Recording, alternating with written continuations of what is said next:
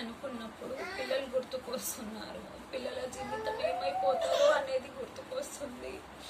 కాకపోతే హాయ్ అండి, welcome to Zarina Rafi blogs అండి. ఈరోజు నేను మీతో ఒక మాట షేర్ చేసుకోవాలన్నట్టు ఈ వీడియో అయితే చేస్తున్నానండి. ప్రతి ఒక్కరి జీవితంలో ఆడది అనేది కంపల్సరీగా ఉండే ఉంటుంది. అలాగే ఆడపిల్లలు, ఆడవాళ్ళు, అమ్మలు వీళ్ళందరూ మగవాళ్ళ జీవితంలో లేకపోతే అసలు జీవితమే లేదు అన్నట్టు ఉంటుంది. అయినా కూడా మగపిల్లలు ఆడదాన్ని అసలు రెస్పెక్ట్ ఇవ్వరు. ఆడవాళ్ళు అంటే అసలు చులకన భావాల నుంచి చూస్తారు. ఎందుకనేది అసలు ఆడవాళ్ళకి ఎందుకు రెస్పెక్ట్ ఇవ్వరు అనేది తెలీదు. ఆడవాళ్ళు అంటే అంత చులకన భావనలు ఎందుకు? మరి వాళ్ళు ఎంత ప్రేమతో ఉంటే అంత మంచిది. వాళ్ళు ప్రేమిస్తే మనం బాగుండాలి, వాళ్ళు ద్వేషిస్తే మనం బాధపడాలి అంతే. కాకపోతే మన భావనలతో వాళ్ళకి ఏ పని ఉండదు. అసలు వాళ్ళు కేర్ కూడా చెయ్యరు. వాళ్ళు బాగున్నప్పుడు మాత్రం మనం నవ్వుతూ ఉండాలి. వాళ్ళ కోపం వచ్చినప్పుడు మనల్ని పెడుతూ ఉంటారు. ఇలాంటి లైఫ్ ఉండడం కన్నా, ఇలాంటి జీవితం జీవించడం కన్నా చావే అని అనిపిస్తుంటుంది. అందరు ఆడవాళ్ళ జీవితం ఇంతేనా అని అనిపిస్తుంటుంది. మనము యూట్యూబ్లో, సోషల్ మీడియాలో, న్యూస్లలో అన్నిట్లో చూస్తూ ఉంటాము. ఒక ఆడదాన్ని ఎంత కష్టపెడుతూ ఉంటారో అసలు. వాళ్ళ కష్టాల ముందు మన కష్టం ఎంత చిన్నదా? కాకపోతే మనం ధైర్యంతో ఉంటున్నామా, లేకపోతే వాళ్ళ దగ్గర ధైర్యం లేకుండేనా అని అనిపిస్తూ ఉంటుంది ఒక్కొక్కసారి. జీవితం వేస్ట్ అనుకొని మనము చావాలి అనుకున్నప్పుడు మన పిల్లలు ఉన్నారు అనేది ఒకటి మైండ్లో వచ్చేస్తూ ఉంటుంది.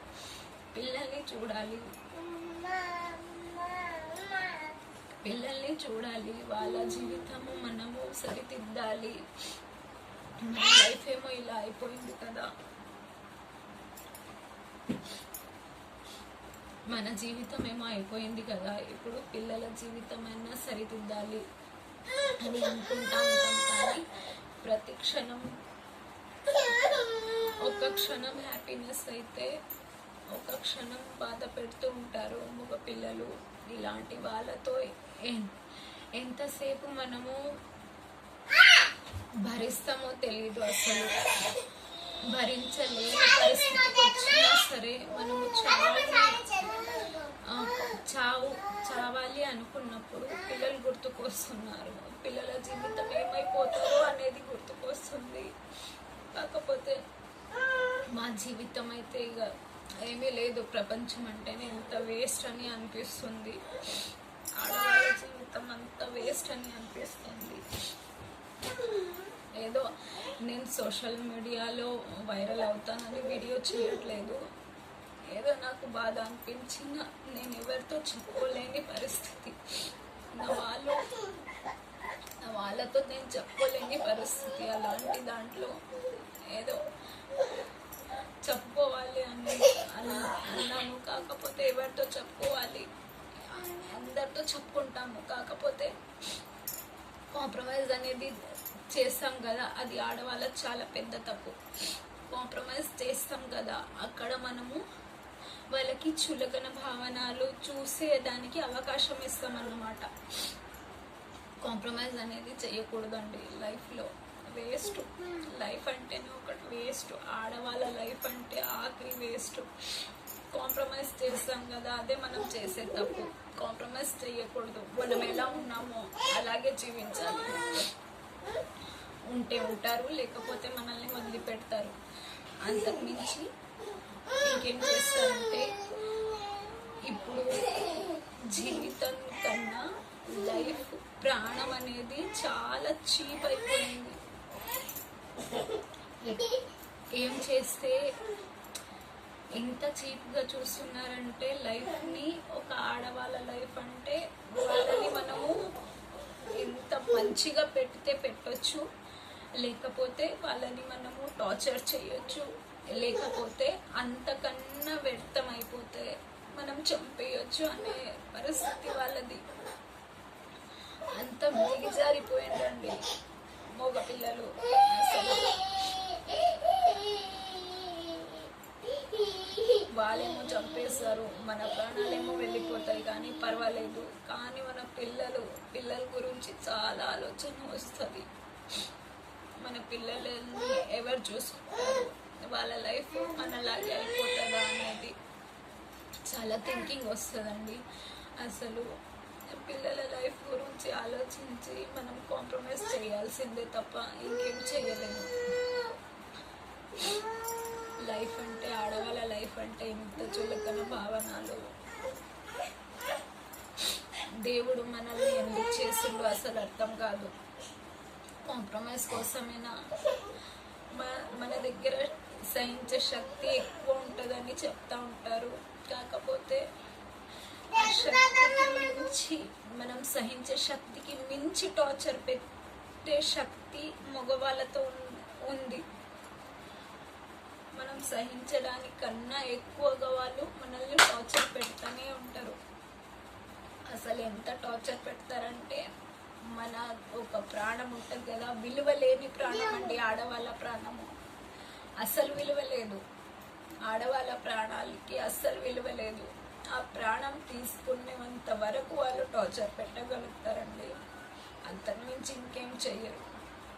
మన ప్రాణాలు వేస్ట్. అసలు ఒక కాలంలో ప్రాణం కన్నా విలువ మానానికి ఇచ్చేవాళ్ళు, కాకపోతే ఇప్పుడు మానం అయితే అస్సలు లేదు. మన ఇంటి మగవాళ్ళు వాళ్ళ చెల్లెలు, అమ్మ, పెండ్లము, ఆడబిడ్డ ఇలాంటి వాళ్ళు మన ఇంటి వాళ్ళకే మానం మర్యాద ఇవ్వరు, బయట వాళ్ళు ఇంకేమిస్తారండి? రెస్పెక్ట్ అనేది మన మగవాళ్ళే చెయ్యలేకపోయినప్పుడు వేరే వాళ్ళు ఎందుకు రెస్పెక్ట్ ఇస్తారు? అలాంటప్పుడు రెస్పెక్ట్ అయితే దూరం, అసలు ప్రాణానికే విలువలేనట్టు అయిపోయింది. చూస్తున్నారు కదా సోషల్ మీడియాలో ఎన్ని వీడియోస్ వస్తూ ఉంటాయి.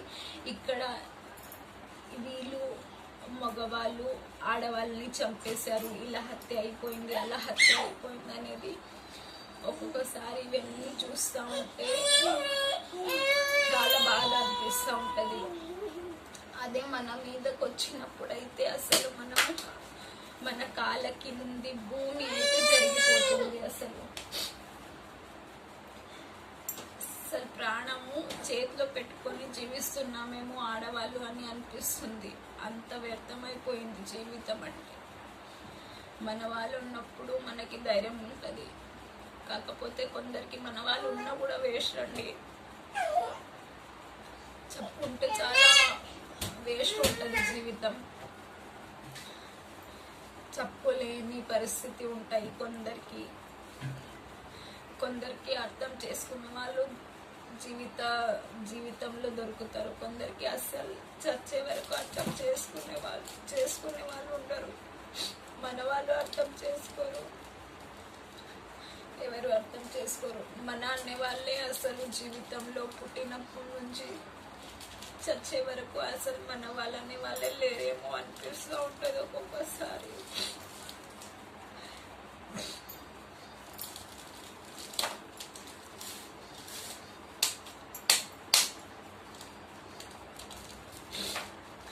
అసలు ప్రపంచంలో మన వాళ్ళు ఎవరు అనేది అర్థం కాదు.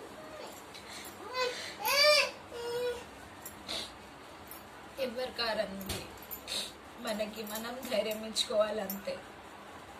మనకి మనమే అంత సపోర్ట్ చేసుకోవాలి, మనకి మనమే సపోర్ట్ చేసుకొని మనకి మనమే ధైర్యం ఇచ్చుకోవాలి. కాకపోతే ఏ తల్లిదండ్రులు కారు, ఏ అన్నదమ్ములు కారు, ఏ హస్బెండ్ కారు, ఏ పిల్లలు మన వాళ్ళు కారండి.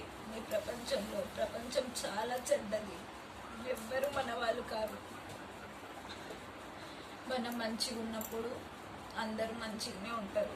మనకి కష్టం వచ్చినప్పుడు, మన తప్పు లేకపోయినా, మన ఏదో చిన్న తప్పు ఉన్నా సరే మనల్ని ఎంత ఇన్సల్ట్ చేస్తారంటే మగవాళ్ళు అసలు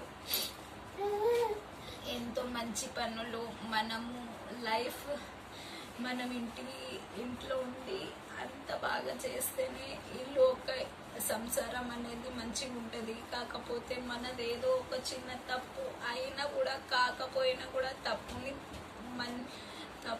తప్పు కాకపోయినా కూడా ఇది తప్పే అనేసి మనల్ని బ్లేమ్ చేస్తూ ఉంటారు.